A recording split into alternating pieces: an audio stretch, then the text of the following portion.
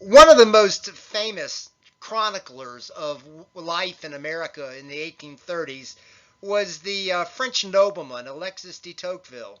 De Tocqueville and his companion Gustave de Beaumont traveled over 4,000 miles and visited all 24 states over a 9-month period in 1831 and 1832. De Tocqueville later published his famous book Democracy in America, sort of recounting what he found. De Tocqueville noted that there were problems in America, but basically it was laudatory. He specifically stressed the importance of American equality, a difference from the more rigid social hierarchy of Europe. He said, quote, "No novelty in the United States struck me more vividly during my stay there than the equality of the conditions," unquote. He attributed it to geographic mobility and an inherent restlessness. Now there were growing divisions, which I already mentioned, but this is the 1830s, and these divisions would certainly grow later on. But de Tocqueville's book, Democracy in America, is still in print today.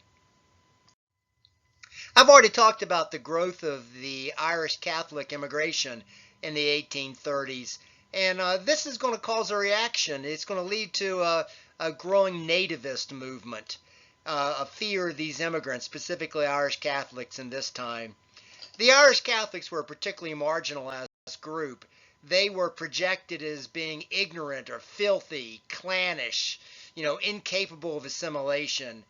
In fact, they did maintain a lot of their ethnic and cultural identity. Have you ever seen the movie Gangs of New York? I think Leonardo DiCaprio stars in it. That's a bit later in the 19th century, but you get an idea of the Irish Catholic communities, how they were projected. Anyway, an early example of the Irish Catholic, the nativist movement was actually Samuel Morse, who I'd mentioned earlier. He wrote 2 books claiming that Catholicism in America was a plot of foreign monarchies to undermine American liberty.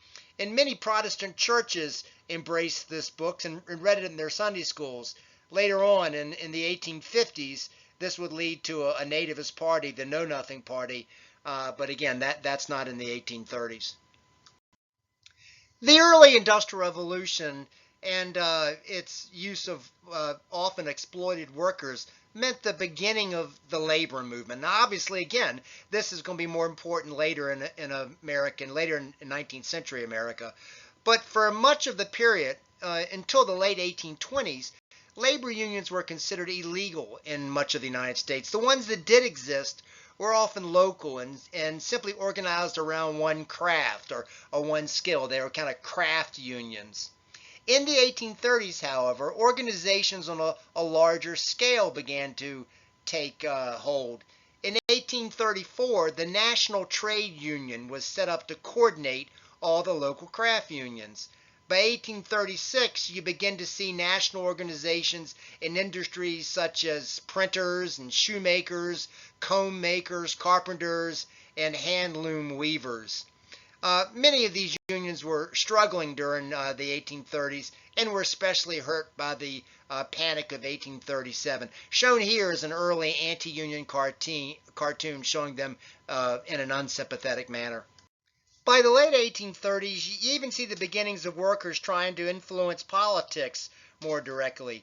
In 1828, in Philadelphia, laborers formed the Working Man's Party. And by 1836, similar parties had begun to be formed in New York, Boston, and other cities. Shown here is an early flyer. Related to the growth of workers' parties in the 1830s was the anti-Mason movement, which had first appeared during the era of good feelings.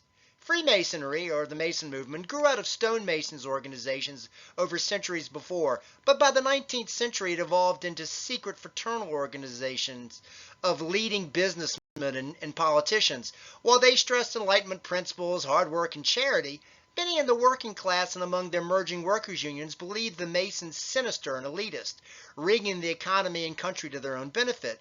This led to an anti-Mason party, but by the end of the 1830s, the party had begun to fade, many of its members subsumed into the Whig Party.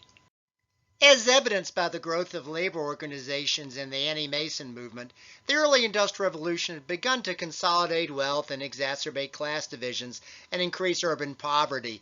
de Tocqueville may not have seen this, certainly in the smaller communities he went through, and he was undoubtedly, he came from a European perspective, but the process was certainly a beginning, and it would take off later, grow a lot more in the years after the 1830s.